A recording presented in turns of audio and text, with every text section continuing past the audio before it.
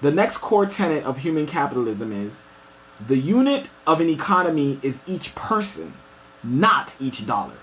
That's a super important reimagining of what capitalism should be. Rather than think every organization, every corporation thinking about the bottom dollar, give them an incentive to think about humans and what's best for a society as opposed to just bottom line brass tacks, what's best for me to get more money, right? And it's a reimagining of capitalism, which is I like this a lot. Another thing he says, markets exist to serve our common goals and values. And in reality, that's true. Markets are where you go to buy goods, to consume things to better your life, whether it's in the short term or the long term. Maybe make a more happy life. You buy something entertaining. Maybe you buy a car, right? Something that will make your life easier. So markets exist to serve a common good. But markets have been so perverted, I think, within our current economy that it just exists to make money. And money is the bottom line, and it's everything. It's everything all the time. It doesn't have to be. And this is where the government has to step in and say, hey, regulate markets so that they act right. Because they're not going to act right because they have a fiduciary responsibility to make as much money as they can. And they won't stop at it. You see example after example of this with Wells Fargo creating fake accounts for people just so that Wells Fargo can meet its sales goals and they can get more money. These are some of the inherent issues in capitalism that I feel Andrew Yang is coming at, and he's doing a good job. He's being inventive, and he's thinking about ways to fix it. Love it. The digital social credit is something that Andrew Yang talks about. Now, this is something that can be converted into dollars and used to reward people and organizations who drive significant social value. This new currency would allow people to measure the amount of good that they have done throughout various programs and actions. Now, this, I would say, it is kind of a way, it's reinventing the wheel. It's a new idea because he's literally creating a new type of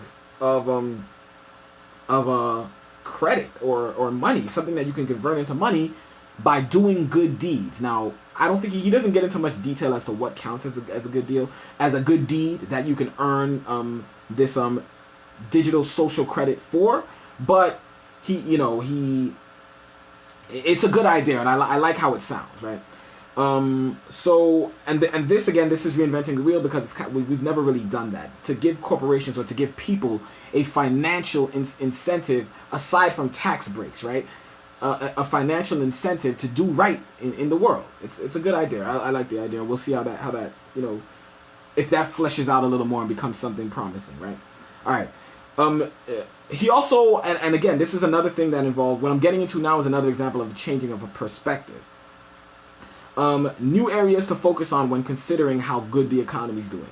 Now, this is something that I talk about a lot, or I have spoken about. We often, what we look at to determine whether the economy is working or not is nonsense, right?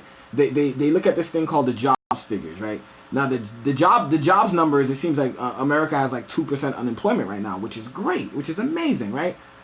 But how are they coming to that conclusion? What information are they looking at to say that there's only 2% unemployment? Now, there are different metrics or different ways that they have of determining an unemployment rate, right? There's a general unemployment rate, and that's what general unemployment numbers, and that's what they're looking at. That's what Trump looks at right now to determine how employment is doing in this country. There's also something called the U6 unemployment rate. Now, if you look at that means of reading the economy, that means of reading unemployment, it's more holistic because it includes people that stopped looking for work. And when you look at those figures, the unemployment rate is about 7%, which is considered bad. So that's one example that I have, and of how changing a perspective is important, right? Another metric that they use to determine how well the economy is doing is the stock market, which is asinine on face value because only 10% of Americans own money in the stock market. So who are you really assessing how well they're doing if you're looking at the stock market? You're assessing how well rich people are doing. Are you not? The top 10% at least. So, and my guy Andrew Yang has a couple of ideas about how we can reimagine what we look at when we're determining how good an economy is doing. Some of those ideas are the median income and standard of living. Standard of living is never considered when we're looking at how well the economy is doing. Why? It should be, because a person's standard of living kind of tells you what they can afford, how they can live, right? So that's an important thing to discuss when you're talking about how well an economy is doing. Another item here: infant mortality rates. He wants to include infant mortality in the discussion of how well the economy is doing. Now again, that's a more holistic approach. It gives you a fuller picture of how people are doing. So it's a good idea. Yang Gang. Oh yeah, Yang Gang. Yeah, what else we have? Surveys of natural well-being. Average physical fitness and mental health. Average physical fitness and mental health. He wants to use these things in determining how well an economy is doing. I love it. I love it. It's a more holistic approach. Within our society, the powers that be, the people that are more powerful than I and you, they're concerned with money. And that's it. Bottom line, money, money, money. But we're in a society where there are other things that we have to think and consider. It's not just a game where we're playing to get more money. It's a game that we're playing to raise our kids. So there are other things to consider. Money is not everything. It just isn't.